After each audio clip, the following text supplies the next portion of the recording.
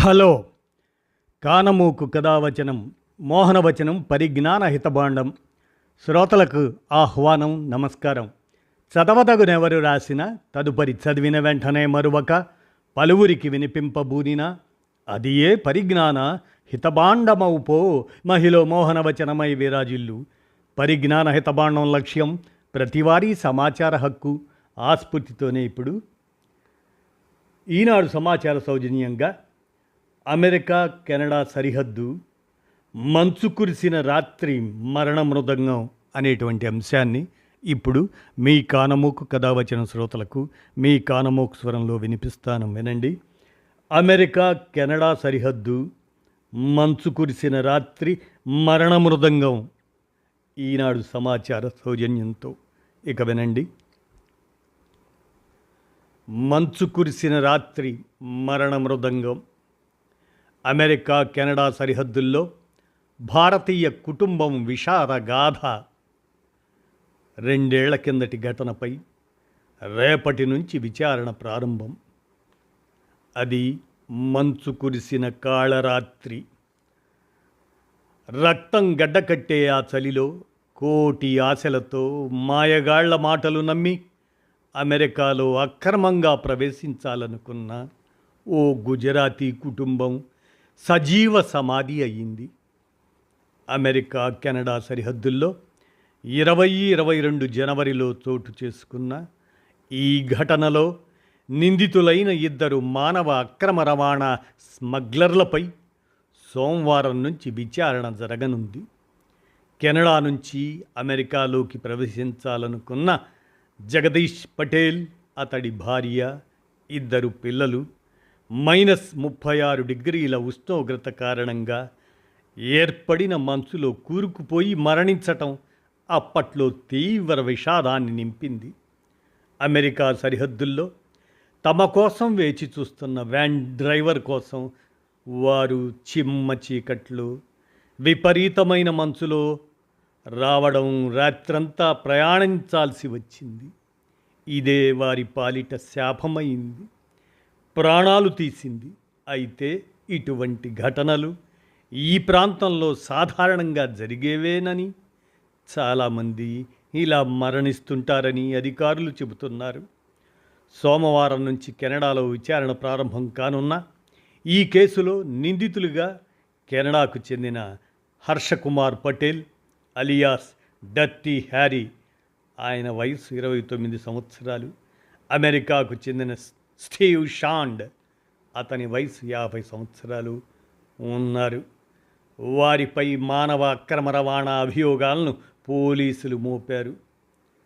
గౌరవప్రద జీవితాన్ని వదిలి గుజరాత్లోని డింగూజా ఒక చిన్న గ్రామం, ఇక్కడి ఇరుకైన వీధుల్లో విదేశాలకు తీసుకెళ్తామంటూ ప్రచార పోస్టర్లు భారీగా కనిపిస్తాయి. అందులో విదేశాలకు వెళ్ళాలనుకునే మీ కలలను నిజం చేసుకోండి అని ఉంటుంది. కెనడా, ఆస్ట్రేలియా, అమెరికా గమ్యస్థానాలుగా ఏజెంట్లు పేర్కొంటారు. ఇక్కడే జగదీష్ పటేల్ కుటుంబం ప్రాణాంతక ప్రయాణం ప్రారంభమైంది. ఆయన డింగూజాలోనే పెరిగారు. ఆయన సతీమణి వైశాలీబెన్, 11 ఏళ్ల కుమార్తె విహాంగి, కుమారుడు ధార్మిక్తో కలిసి జీవిస్తున్నారు. భార్యాభర్తలు 2 పాఠశాల ఉపాధ్యాయులుగా పనిచేస్తున్నారు. వారు అవసరాలకు తగ్గట్లుగా సంపాదిస్తూ గౌరవప్రదంగానే జీవిస్తున్నారు. 2 అంతస్తుల భవనం వారికి ఉంది.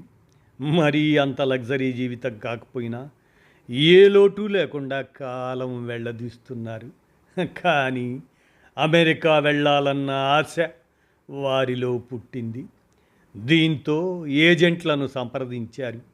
అప్పటికే చట్టబద్ధంగా వెళ్ళిన వారి కుటుంబాలు విలాసవంత జీవితాన్ని గడుపుతున్న అంశాలు వారిని ఆ దిశగా ప్రేరేపించాయి. దీంతో స్మగ్లర్ల నెట్వర్క్ను సంప్రదించారు. ఒక్కొక్కరి నుంచి 90,000 రూపాయలు అమెరికన్ డాలర్లను తీసుకునే స్మగ్లర్లు వారిని తరలించేందుకు అంగీకరించారు. దీనికోసం చాలామంది ఈ ప్రాంతంలో వ్యవసాయ భూముల్ని అమ్ముకుంటున్నారు. వ్యాపారులు దురాశతో అక్రమంగా వచ్చిన వారితో తక్కువ వేతనానికి పని చేయించుకోవచ్చనే దురాశ అప్పటికే అమెరికాలో స్థిరపడిన గుజరాతీల్లో ఉంటుంది. దీంతో పాటు సొంత సామాజిక వర్గానికి చెందిన వారిని తీసుకెళ్ళాము అన్న పేరు వస్తుందన్న ప్రయత్నము ఇందులో ఉంది. అమెరికా కెనడా సరిహద్దుల ద్వారా మానవ అక్రమ రవాణా ఎప్పటి నుంచో జరుగుతున్నా ఇటీవల భారీగా పెరిగింది. కెనడా సరిహద్దుల్లో ఈ ఏడాది సెప్టెంబర్ 30 నాటికి 14,000 మంది భారతీయులను అమెరికా అరెస్టు చేసింది. ఆ రోజు రాత్రి 22 జనవరి 19వ తేదీ రాత్రి 11 మంది భారతీయులు విపరీతమైన మంచులో షాండ్ కోసం వెతికారు. వారిలో ఎవ్వరికీ చలిదుస్తులు లేవు. షాండ్ వాహనం మంచులో చిక్కుకుపోవటంతో అనుకున్న సమయానికి గమ్యస్థానానికి చేరలేకపోయాడు. దీంతో 11 గంటల పాటు వారు మంచులో నడవాల్సి వచ్చింది. కొన్ని గంటల తర్వాత జగదీష్ పటేల్, ఆయన కుటుంబ సభ్యుల మృతదేహాలు కెనడా పెట్రోలింగ్ పోలీసులకు లభించాయి. ఇదండి అమెరికా కెనడా సరిహద్దు మంచు కురిసిన రాత్రి మరణ మృదంగం అనేటువంటి ఈ అంశం ఈనాడు సమాచార సౌజన్యంతో మీ కానమోకు కథావచనం శ్రోతలకు మీ కానమోకు స్వరంలో వినిపించాను. విన్నారుగా? ధన్యవాదాలు.